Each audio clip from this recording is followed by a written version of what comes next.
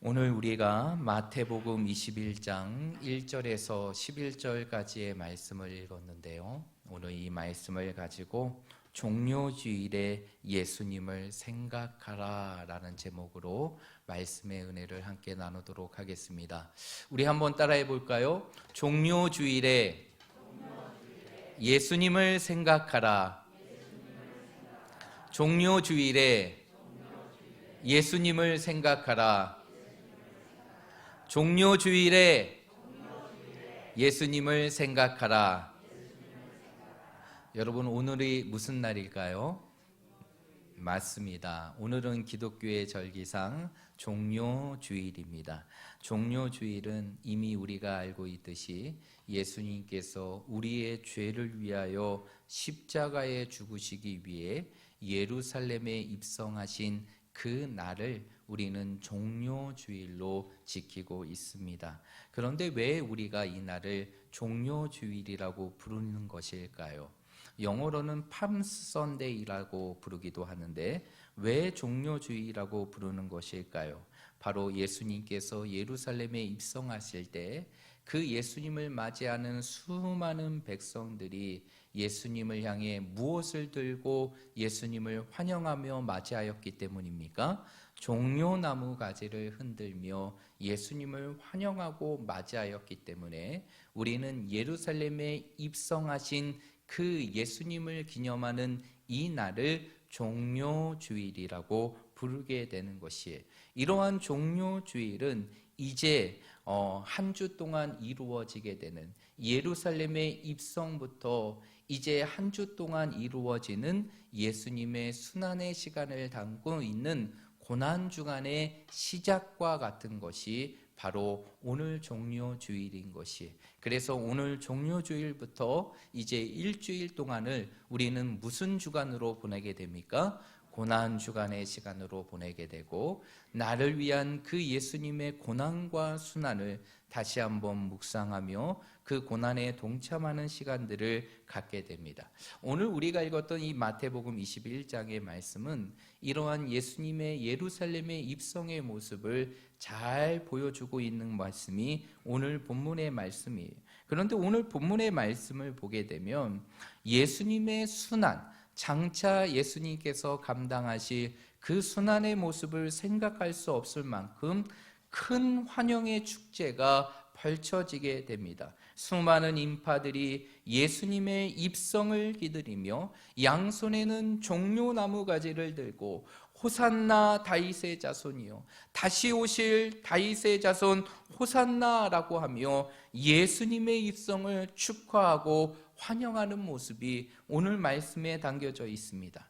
여러분, 오늘 이 예수님을 맞이하는 백성들이 들고 흔들고 있는 이 종려나무, 이 종려나무가 무엇을 상징하는지 아십니까? 이 종려나무는 승리와 기쁨을 상징한다고 합니다. 이 종려나무는 승리와 기쁨을 상징하는데, 그래서 고대 사회에 왕이나 전쟁에서 승리한 지휘관들이 입성할 때 그들의 승리를 축하하며 백성들이 들고 흔들었던 나무가 바로 무엇이냐? 종려나무라는 것이죠.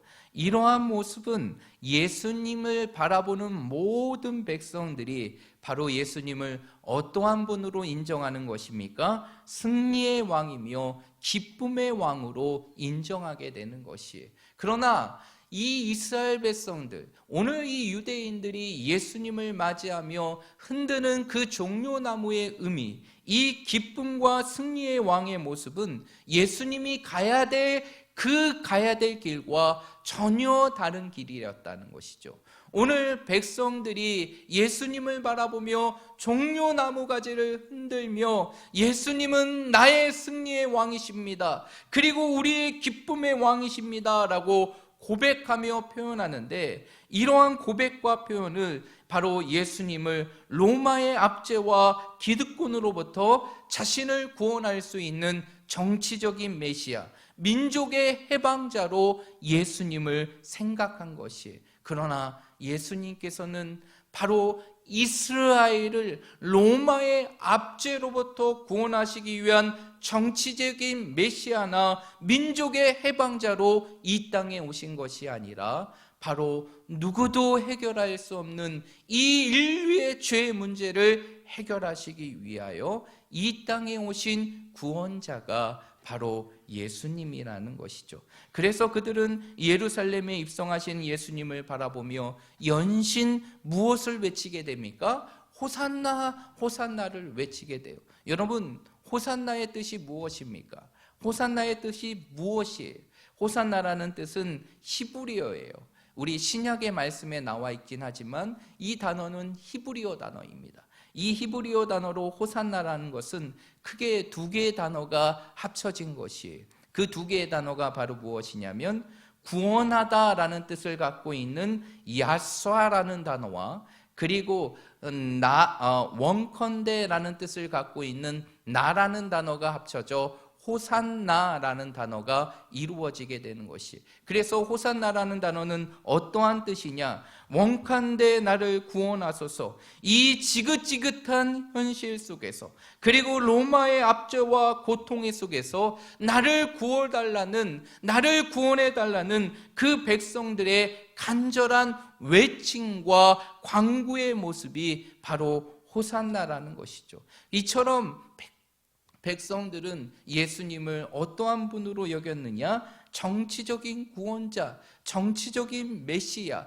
그리고 그들을 해방할 수 있는 민족의 해방자로 여겼다는 것이에요. 그런데 오늘 본문의 말씀에 보면 10절의 말씀에 보면 예수님께서 예루살렘에 들어가시니 온 성이 뭐하였더라? 소동하였다라고 얘기해요. 예수님의 입성 하나가 온 예루살렘 성 전체를 소동하게 된 것이에요. 왜 이러한 일이 이루어지게 되는 것일까요? 여러분, 사실 그 당시에 이 예루살렘에 살았던 사람들의 인구의 숫자는 약 10만 명가량 정도 됐다고 합니다. 그러니까 우리 원주보다도 더 작은 인구가 예루살렘에 있었죠. 예루살렘의 전체는 오늘날 이 강원도 전 지역의 면적과 같다고 얘기해요. 그런데 그 면적에 사는 사람들은 10만 명가량이 되었어요. 그런데 이러한 예루살렘이 사람들로 인하여 가득 찰 때가 있어요. 그때가 언제일까요? 바로 그때가 바로 이스라엘 백성들의 절기를 지키는 날, 그 절기의 때가 되면 예루살렘 전체는 온 세상에서 모여드는 유대인들로 인하여 가득 차게 된대요. 그래서 오늘 예수님께서 예루살렘에 입성하신 날이 이스라엘의 절기상 어떠한 날입니까? 유월절이잖아요. 이 유월절의 시간이 되니까 이 사방에 흩어져 있던 유대인들이 다 예루살렘으로 모이는 것이에요. 그런데 그 수가 어느 정도인지 아십니까? 그 절기를 지키기 위하여 많은 이 디아스포라, 이 흩어져 있던 유대인들이 예루살렘에 모일 때 그 수는 여러분 놀라지 마십시오. 무려 300만 명이 된다는 것이에요. 무려 현재 예루살렘에 사는 사람의 숫자의 30배가 넘는 숫자가 예루살렘 전체에 모여든다는 것이죠. 그러한 가운데 예수님의 입성이 시작되게 되고 많은 사람들이 그 예수님을 바라보며 우리를 구원할 수 있는 구원자다. 이제 로마의 고통으로부터, 로마의 압제로부터, 이 지긋지긋한 현실의 고통으로부터 나를 구원할 수 있는 자라라고 생각하며 예수님을 향해 호산나 호산나라고 외치고 있는 것이, 이러한 모습이 결국 예루살렘 전체를 들썩이게 하는 소동의 결과로 이루어지게 된 것이. 그런데 여기서 우리가 주목해야 보여야 될 것이 있어요. 오늘 10절의 말씀에 보니까 이렇게 예루살렘 전체가 소동되어질 때 예수님을 알지 못하고 따르지 않은 무리들은 그러한 모습을 바라보며 뭐라고 얘기합니까? 이는 누구냐? Who is this? 이 사람이 도대체 누구이기에 이러한 소동이 이루어지느냐라고 얘기했을 때 사람들은 그 무리들은 그러한 질문을 향해 뭐라고 얘기합니까? 오늘 11절의 말씀에 보니까 갈릴리 나사렛에서 나온 선지자 예수다 하라라고 이야기하게 됩니다. 그렇다면 오늘 이 예루살렘에 입성하시는 이 예수님의 모습을 통해서, 그리고 이러한 예루살렘의 입성을 기념하는 이 종료주의를 지키면서 우리의 삶 속에서 예수님은 어떠한 분이신가 다시 한번 우리의 삶 속에 정리하고, 그리고 정돈하며 다시 한번 우리의 삶 속에 예수님이 누구인지를 우리의 신앙의 삶으로 고백할 수 있는 은혜의 시간이 되시기를 주님의 이름으로 축복합니다. 오늘 예루살렘에 입성하시는 예수님의 모습을 통해서 우리는 두 가지의 예수님의 모습을 확인할 수 있는데, 첫 번째, 우리 예수님은 우리의 인생의 삶에 어떠한 분이 되시느냐? 퀴리어스, 우리의 삶의 주인이 되시는 분이 예수님이라는 것입니다. 여러분, 이 사실을 믿으십니까? 예수님은 우리의 인생의 삶의 주인이 되시는 분이에요.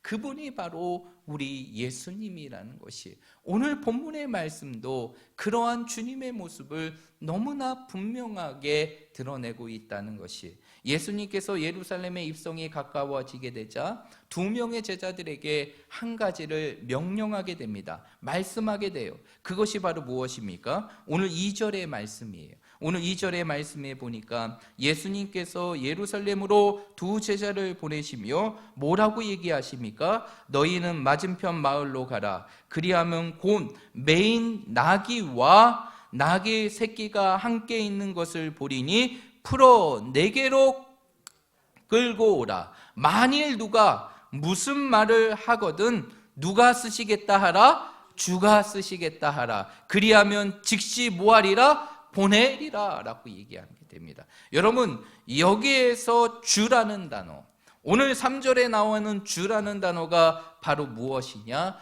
퀴리어스라는 단어죠. 이 퀴리어스라는 단어는 두 가지 의미가 있습니다. 그 두 가지 의미가 바로 무엇이냐면 바로 주인이라는 의미와 지배자라는 의미가 되는 것이죠. 그러면 이 땅에서 예수를 믿고 믿음으로 살아가는 우리들에게 예수님은 어떠한 분이시라는 것입니까? 우리의 믿음의 대상을 넘어 우리의 삶에, 우리의 인생의 퀴리어스, 주가 되시는 분이 우리 예수님이라는 것이에요. 그래서 예수님을 믿는다는 것은 예수님을 내 삶의 누구로 받아들이는 것입니까? 주인으로 받아들이는 것이에요. 내가 주인이 아니라, 내 인생의 다른 사람이 주인이 아니라 바로 나를 구원하신 그 예수님, 그 예수님께서 바로 내 삶의 주인이라는 것을 오늘 예루살렘의 입성을 통해, 예수님의 예루살렘의 입성을 통해서 우리에게 보여준다는 것이에요. 그러면 우리의 인생의 삶 속에서 예수님을 내 삶의 주인으로 여기며 살아갈 때 우리는 어떠한 삶을 살아가야 할까요? 우리가 오늘 이 말씀을 통해 두 가지를 살펴볼 수 있는데, 우리의 삶 속에서 예수님을 퀴리어스, 주인으로 모시며 살아갈 때 우리는 어떻게 살아가야 되느냐? 첫 번째로는 내 삶의 모든 것이 나의 것이 아니라 누구의 것임을 인정해야 됩니까? 주님의 것임을 인정해야 돼요. 여러분, 사실 이게 쉽지 않습니다. 우리의 인생의 삶 속에 주님을 내 삶의 주인으로 인정하며 살아가지만, 그 인정하는 삶을 살아갈 때 우리의 삶의 모든 것이 주님의 것이라는 것을 우리의 삶 속에 인정하는 것이 쉽지 않다는 것이에요. 그러나 우리는 이것을 인정하고 이렇게 살아가야 되는 것이에요. 여러분, 우리의 인생의 삶 속에 나에게 있는 건강도, 나에게 주어진 물질도, 그리고 내 손에 갖고 있는 모든 것들도, 이 모든 것들은 나의 것이 아니라 바로 나를 영원한 죄로부터 구원해 주시고 내 삶의 주인이 되신 주님의 것임을 인정하시기를 바랍니다. 그래서 갈라디아서 2장 20절의 말씀에 보면 사도 바울이 이러한 고백을 합니다. 찾아볼까요? 갈라디아서 2장 20절입니다.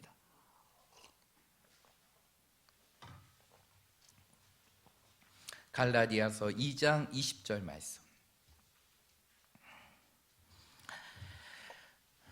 우리 다 찾으셨으면 한 목소리로 읽겠습니다. 갈라디아서 2장 20절입니다. 시작. 내가 그리스도와 함께 십자가에 못 박혔나니 그런즉 이제는 내가 사는 것이 아니요 오직 내 안에 그리스도께서 사신 것이라. 이제 내가 육체 가운데 사는 것도 나를 사랑하사 나를 위하여 자기 몸을 버리신 하나님의 아들을 믿는 믿음 안에 사는 것이라. 아멘. 오늘 사도 바울은 뭐라고 고백합니까?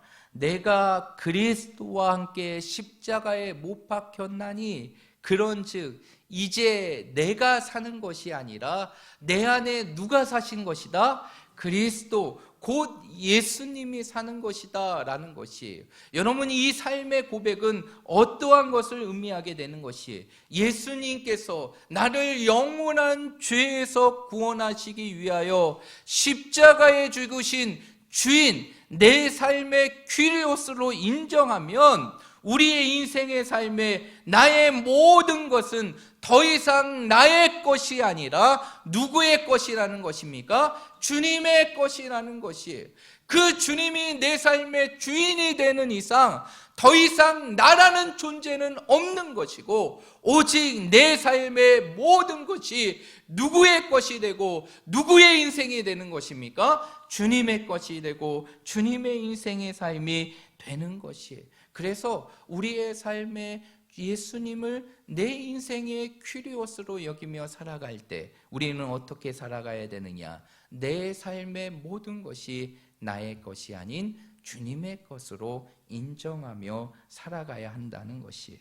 그렇다면 우리의 삶 속에 또 한 가지, 내 삶의 주님을 내 삶의 주인으로 여기며 살아갈 때 우리가 살아가야 될 또 하나의 모습이 있는데, 그것은 바로 주님이 내 삶의 모든 것이 되고 나의 모든 것이 주님의 것임을 인정할 뿐만 아니라 나의 모든 삶이 이제는 나를 위한 삶이 아니라 누구를 위한 삶이 되어야 되는 것입니까? 주님을 위한 삶이 되는 것이에요. 여러분, 종은 누구를 위해 살아가는 존재입니까? 주인을 위해 살아가는 존재예요. 그러면 우리의 인생의 삶의 주인이 주님이시라면 이제는 우리는 누구를 위해서 인생의 삶을 드리며 살아가야 될까요? 주님을 위해서 드리며 인생의 삶을 살아가야 되는 것이. 이러한 삶을 살았던 대표적인 인물이 사도 바울이에요. 여러분 아시잖아요. 그 사도 바울이 어떠한 인물이었는지. 그는 누구보다 예수를 믿는 자들을 핍박하고 박해하고 괴롭힌 자였어요. 그러나 그의 인생의 삶 속에 다메섹 도상에서 그 주님을 인격적으로 만난 이후에 그의 삶은 송두리째 바뀌게 됩니다. 그리고 그는 모든 삶을 누구를 위해서 살게 됩니까? 주님을 위해서 살아가게 돼요. 그 주를 위해서 자신의 결혼도 포기하고 학자로서의 삶도 포기하고 자신의 모든 인생의 편안한 길도 포기하며 자신의 정체성과 같은 로마의 시민권까지도 포기하며 평생을 누구를 위해 살게 됩니까? 주를 위하여 살게 되고 주의 복음을 위하여 자신의 삶을 드리며 살아가게 된다는 것이죠. 이것이 바로 주님을 우리의 인생의 퀴리오스, 주인으로 여기며 살아가는 자들의 삶의 모습이라는 것이. 정말 내 삶의 주님이 내 삶의 주인이 되신다면, 그분이 나를 구원하시고 내 삶의 주인임을 인정한다면 이제는 우리의 인생의 삶의 모든 삶의 방향을 나를 위한 인생의 삶이 아니라 그 삶의 자리에서 누구를 위한 인생의 삶으로 나아가게 됩니까? 주님을 위한 인생의 삶으로 나아가게 되는 것이에요. 그래서 사도 바울은 로마서 14장 8절의 말씀에 보면 놀라운 고백을 하죠. 우리가 너무나 잘 알고 있는 말씀이에요. 이렇게 고백합니다. 우리가 살아도 주를 위하여 살고 죽어도 주를 위하여 죽나니 그러므로 사나 죽으나 우리는 누구의 것이다? 주의 것이다 라고 얘기해요. 내 모든 것이 주님의 것임을 인정하면 그 인생의 삶은 살아도 주를 위하여 살고 죽는 것 또한도 주님을 위한 인생의 삶을 살게 된다는 것이, 여러분의 인생의 삶 속에 주님이 정말 주인이 되십니까? 그렇다면 우리는 어떠한 삶을 살아가야 되느냐? 나의 모든 것이 주님의 것임을 인정하고 이제 우리의 삶이 오직 주를 위한 인생의 삶을 살아가야 되는 것이, 오늘 이 사도 바울의 고백이 단순히 사도 바울의 고백이 아니라 우리의 모든 고백이 되어서 우리의 삶이 사나 죽으나 오직 우리의 삶의 주인 되신, 그리고 그 주님 되신 주를 위하여 우리의 모든 인생을 드리며 살아갈 수 있는 우리 모든 성도들이 되시기를 주님의 이름으로 축복드립니다. 오늘 예루살렘에 입성하시는 주님의 모습을 통해서 우리가 또 한 가지 생각해야 될 예수님의 모습이 있어요. 그것은 바로 무엇이냐? 예수님은 우리의 구원자일 뿐만 아니라 바로 나의 구원자라는 사실입니다. 여러분, 오늘 본문의 말씀을 보면 이것을 확인할 수 있는 두 가지가 있는데, 오늘 말씀에 보면 예수님께서 예루살렘에 입성하실 때 무엇을 타고 오십니까? 나귀를 타고 오세요. 그런데 여러분, 나귀를 타고 오시는 예수님의 모습은 두 가지 예수님의 모습을 표현해 주는 것입니다. 첫 번째, 겸손의 왕이신 예수님. 그리고 또 한 가지의 모습이 바로 무엇이냐? 평화의 왕이신 예수님이에요. 그래서 어린 나귀를 타고 오시는 예수님의 모습은 예수님이 겸손의 왕일 뿐만 아니라 바로 우리의 삶의 평화의 왕이 된다는 것이. 그러나 그 당시 유대인들은 이 평화의 왕이신 예수님을 어디로부터의 평화를 원했습니까? 로마의 압제와 지배국으로부터의 해방, 그러한 평화를 원했어요. 그러나 예수님은 그러한 평화의 왕으로 이 땅에 오신 것이 아니라 우리를 영원한 죄로부터 해방하시고 우리를 죄로부터 구원하여 주셔서 하나님과의 관계를 화목케 하고 이 땅에 우리의 삶을 화평하게 하는 그 평화의 왕으로 이 땅에 오셨다는 것이에요. 한마디로 예수님이 이 땅에 평화의 왕으로 오신 것은 바로 우리의 삶의 무언자로 오신 것이냐? 구원자로 오셨다는 것이에요. 그래서 로마서 5장 10절의 말씀에 보면 이러한 고백이 있습니다. 우리 한번 찾아볼게요. 로마서 5장 10절입니다.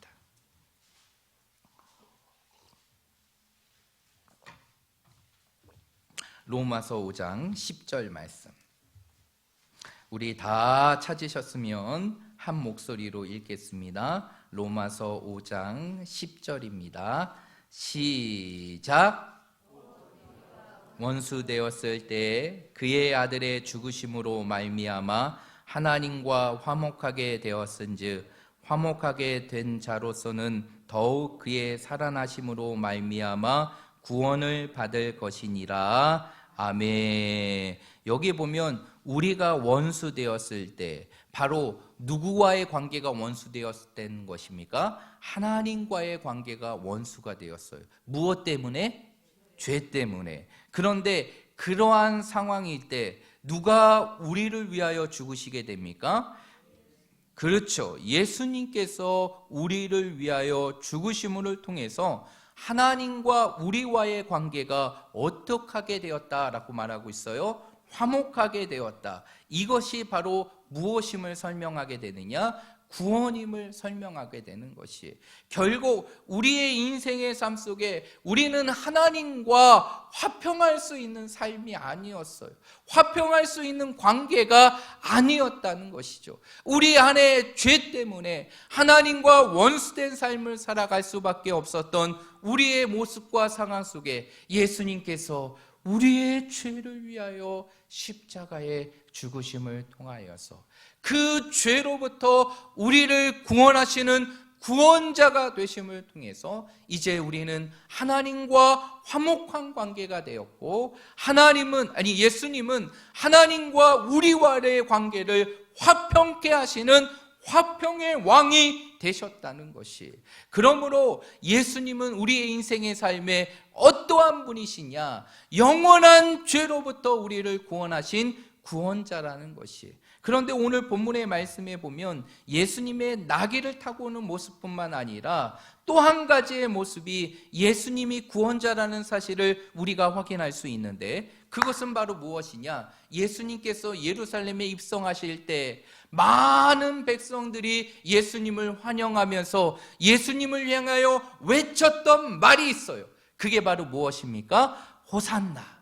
여러분, 호산나 아까도 알려드렸지만 그 뜻이 무엇입니까? 원컨대 구원하소서라는 뜻이에요.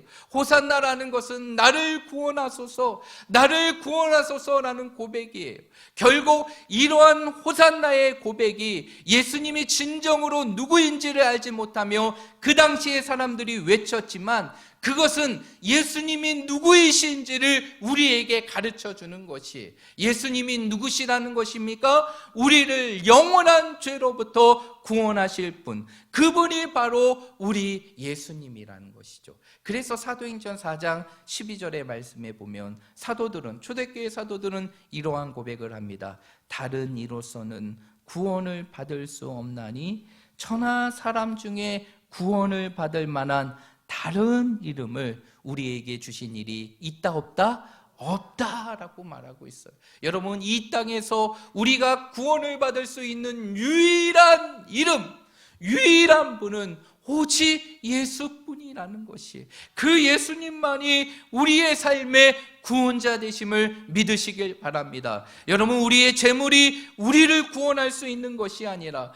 우리의 선행이 우리를 죄로부터 구원할 수 있는 것이 아니라, 세상의 지식이, 철학이 우리를 구원할 수 있는 것이 아니라, 내 부모나 내 자녀들이, 내 남편과 내 아내가 나를 구원할 수 있는 것이 아니라, 나를 구원할 수 있는 유일한 이름, 그 이름은 바로 오직 예수님뿐이라는 것이.